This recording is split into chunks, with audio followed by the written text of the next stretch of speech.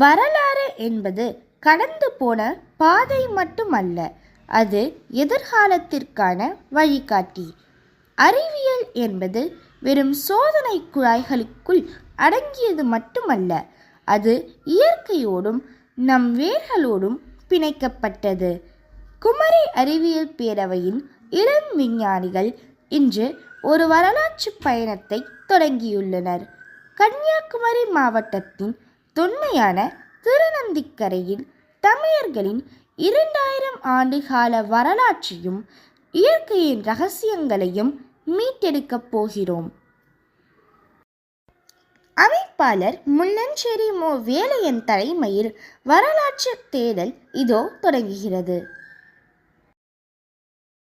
முதலில் நாம் காண்பது கிபி 7ஆம் நூற்றாண்டைச் சேர்ந்த நந்தீஸ்வரர் குடவரை கோயில்.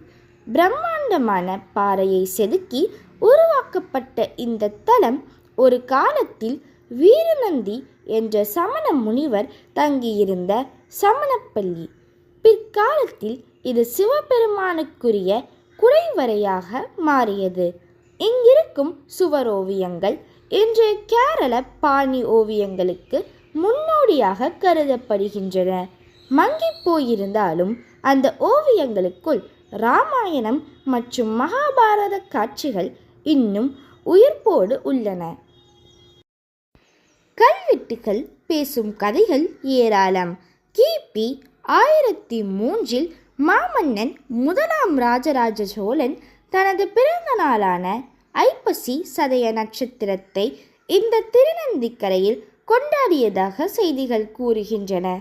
இளம் விஞ்ஞானிகள் இன்று வட்டெழுத்துக்களை நேரடியாக வாசித்து பழகினர். ராஜராஜ சோழன் முட்டம் என்ற ஊரை மும்முடி சோழநல்லூர் என பெயர் மாற்றி தானமாக வழங்கியதும், மகாதேவருக்கு நந்தா விளக்கு எரிக்க நிலம் தானமாக வழங்கப்பட்ட தகவல்களும் இந்த சுவர்களில் இரகசிய குறியீடுகளாய் பதிந்துள்ளன.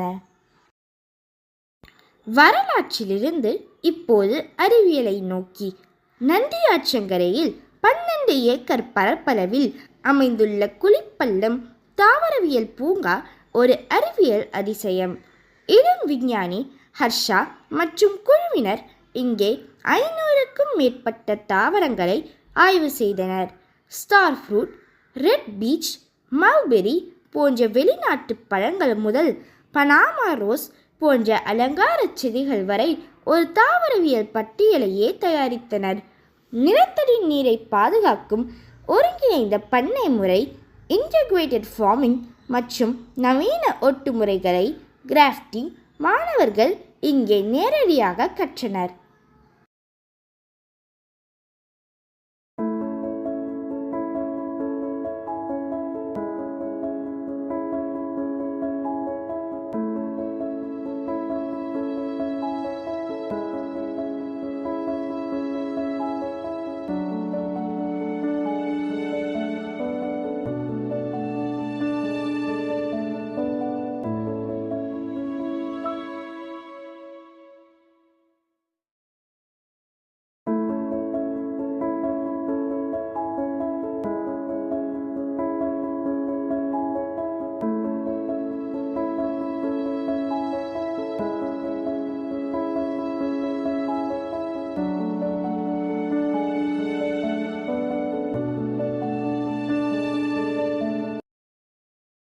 அறிவியல் என்பது எதிர்காலத்தை நோக்கியது மட்டுமல்ல, கடந்த காலத்தின் அறிவை மீட்டெடுப்பதும் தான்.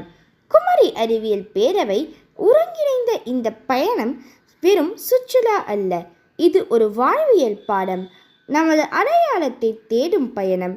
இயற்கையை போற்றி வரலாற்றை பாதுகாக்கும் உறுதிமொழியோடு இளம் விஞ்ஞானிகள் தங்கள் தேடலை தொடர்கிறார்கள். நன்றி. குமரி அறிவியல் பேரவை.